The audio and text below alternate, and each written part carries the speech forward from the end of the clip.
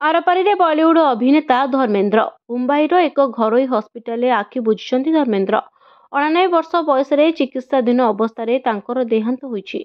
बॉलीवुडर हि म्यान भाव जनाशुना धर्मेंद्रଙ୍କର 89 वर्ष बयस परलोक होइछि। अभिनेतांकर दल तांकर मृत्यु खबर को निश्चिंत करिसेंति। एही खबर पूरा सिने जगत में शोकर छाया खेली जाइछि। श्वासक्रिया रे असुविधा हेतु तांकु सोमवार मुंबईर ब्रिट कैंडी हस्पिटाल भर्ती करा जायतिला।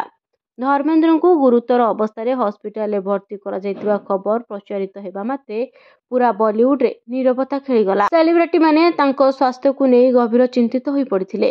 बॉलीवुड सुपरस्टार शाहरुख खान, सलमान खान एवं अभिनेता गोविंदा तांकर स्वास्थ्य अवस्था पचारिबा पई हस्पिटाल को जायतिले। धर्मेंद्र को भर्ती करबा परठारु समग्र देओल परिवार हस्पिटाल उपस्थित मध्य थिले। ब्यूरो रिपोर्ट, न्यूज दुनिया।